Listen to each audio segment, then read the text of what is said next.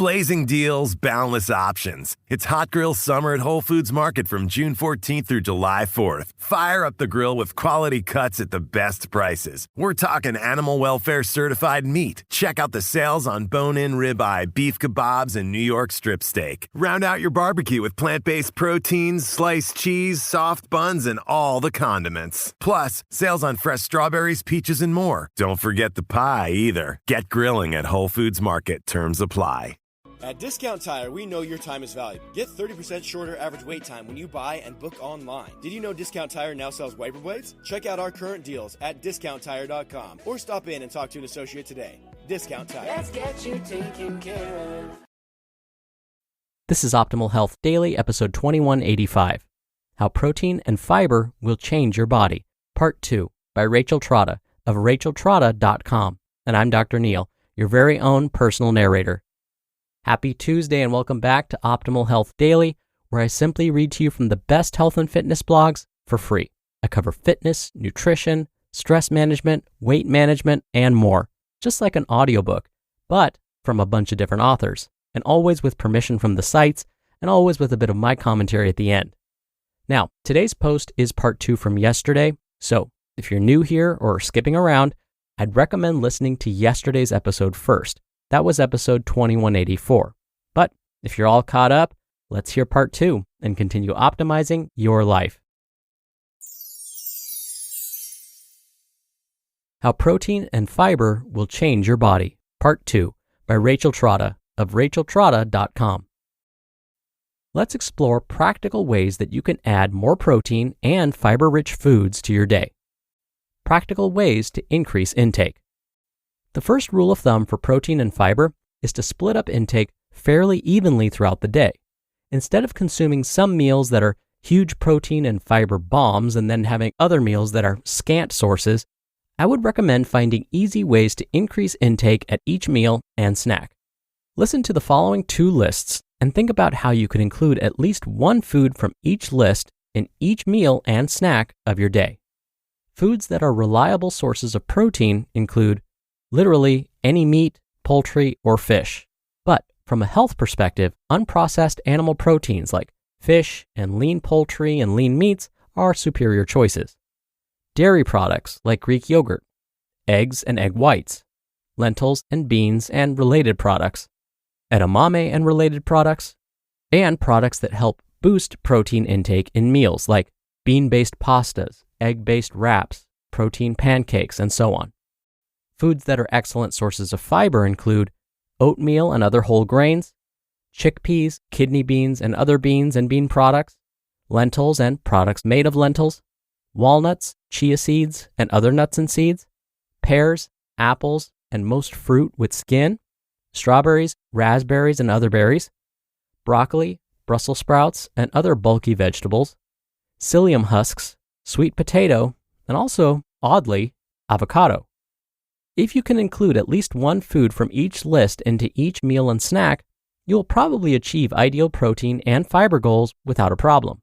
Think oatmeal with a side of yogurt and berries at breakfast, a lentil soup with spinach for lunch, a chicken and veggie stir-fry for dinner with a side of rice, and snacks of fruit and roasted nuts and beans.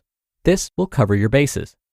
For most people, you don't need to worry about hitting extremely specific or super high numbers. Eating 100 grams of protein isn't necessarily better than eating 90 grams. It's about making sure that each meal and snack has a respectable chunk of fiber and protein each, and doing it in ways that are sustainable and easy to make part of your habits and routines. This may mean finding packaged products that work for you. In my opinion, some of the best additions to your diet are the ones that are heavy hitters for both protein and fiber, foods like edamame, chickpeas, lentils, and other protein-rich legumes. In other words, don't try to hit your protein goals with burgers and protein shakes and your fiber goals with Metamucil. Do your best to increase your intake from whole food sources and combined sources like legumes as often as possible. What about carbs and calories? If you are carb conscious or calorie conscious overall, you may be concerned about the concept of adding more food into your day, especially if you're getting more fiber from carbohydrates. What about blood sugar? What about weight loss? If you are managing conditions like type 1 or type 2 diabetes, it's smart to make nutritional changes with the partnership of a registered dietitian or your physician. You'll want to monitor how nutrition habits affect important numbers. But if you're just trying to lose a little weight, eat better, or get more fit, the likelihood is that focusing more on protein and fiber will regulate your carbohydrates and calories overall. Eating fiber-rich carbohydrates helps to attenuate the glucose response that usually accompanies eating carbohydrates. Also, focusing more on protein and fiber often gets people to plan their food more often in advance, cook at home more often, pack lunches, look at nutrition facts on labels, eat regularly and not skip meals, and many other health-promoting behaviors that help with weight management. Final takeaways.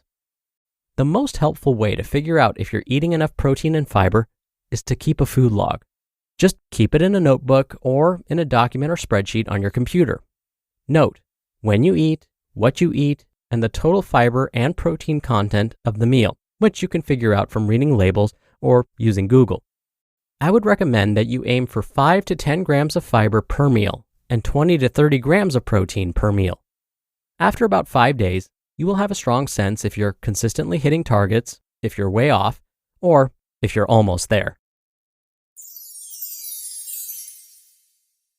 You just listened to part 2 of the post titled, How Protein and Fiber Will Change Your Body by Rachel Trotta of racheltrotta.com.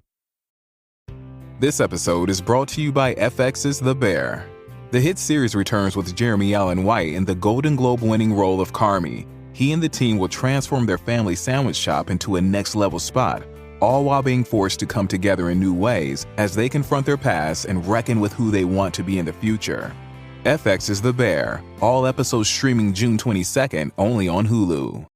Blazing deals, boundless options. It's Hot Grill Summer at Whole Foods Market from June 14th through July 4th. Fire up the grill with quality cuts at the best prices. We're talking animal welfare certified meat. Check out the sales on bone-in ribeye, beef kebabs, and New York strip steak. Round out your barbecue with plant-based proteins, sliced cheese, soft buns, and all the condiments. Plus, sales on fresh strawberries, peaches, and more. Don't forget the pie either. Get grilling at Whole Foods Market. Terms apply. Dr. Neil here for my commentary. If you've listened to this podcast for any significant length of time, you know that I'm a big fan of encouraging others to keep track of what and how much they eat. And even though tracking how much and how often and what foods we eat is an eye-opening experience in itself, sometimes it's not enough. For example, some may want to know their final numbers, meaning how many total calories did I get that day? How many total grams of protein and fiber did I get? Today's author, Rachel, mentioned that you can do the math by looking at the nutrition facts label and doing the math by hand. That would definitely work. And it has the added benefit of getting people used to label reading. But if you're not interested in doing this kind of math, there are luckily some free apps that can help track and do the math for you. One that I have my students use is called Chronometer. There's a free version that's really great. You can upgrade and pay for the full version, which will let you track more days. But if you want to try it out and see if you like it, that's a great place to start. And again, there are many other apps out there. The only reason I say Chronometer is because that one is more accurate than some of the other apps that are out there. So even if you track your food intake for like 3 days out of the 7 days in a week, I promise you're going to find it an eye-opening experience. All right, that'll do it for today. Thank you so much for being here. Thank you for listening every day.